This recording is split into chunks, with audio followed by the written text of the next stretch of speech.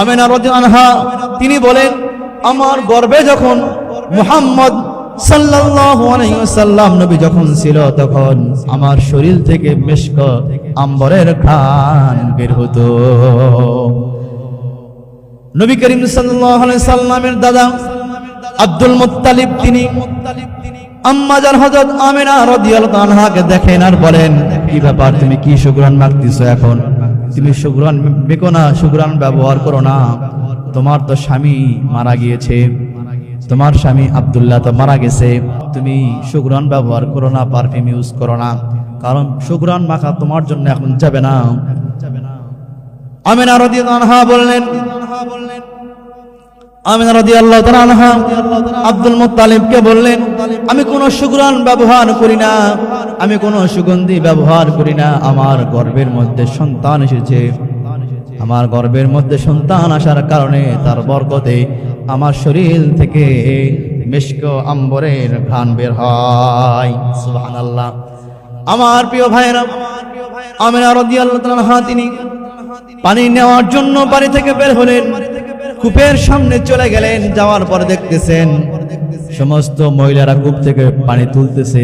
এক বালতি কূপ থেকে পানি তুলতে গেলে সর্বনিম্ন 5 থেকে 7 মিনিট সময় লেগে যায়। আরবে কূপের গভীরতা এত বেশি, 300-400 ফুট 500 ফুট গভীরে পানির স্থল, সেখান থেকে পানি উঠাইতে হয়। 20 জন মহিলা কূপ থেকে কষ্ট করে পানি উঠায় নিয়ে গেল।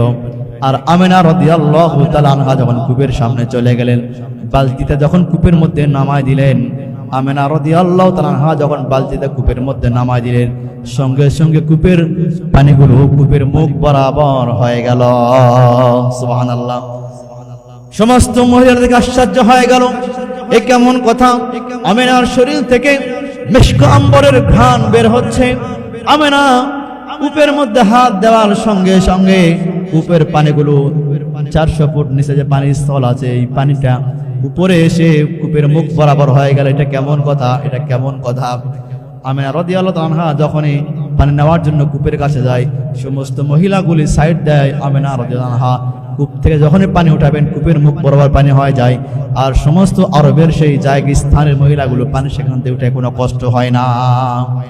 আমার প্রিয় ভাইরা, আমার নবী হচ্ছেন রাহমাতাল লিল আলামিন।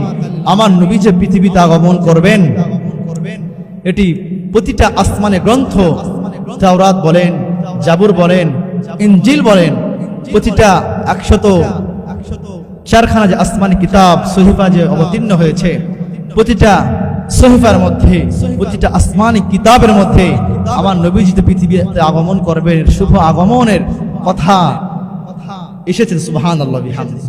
আমার নবীজির বাবার নাম কি হবে? আমার নবীজির মায়ের নাম কি হবে? আমার নবীজি কোন বংশে আগমন করবেন? আমার নবীজি কত বছর বয়সে ইন্তেকাল করবেন? আমার নবীজির নাম আসমানে কি হয়েছে, জমিনে কি হবে? এই বিষয়গুলো আল্লাহ সুবহানাহু ওয়া তাআলা প্রতিটা আসমানি কিতাবের মধ্যে আল্লাহ রাব্বুল আলামিন দিয়ে দিয়েছেন। সুবহানাল্লাহ বিহামদিহি।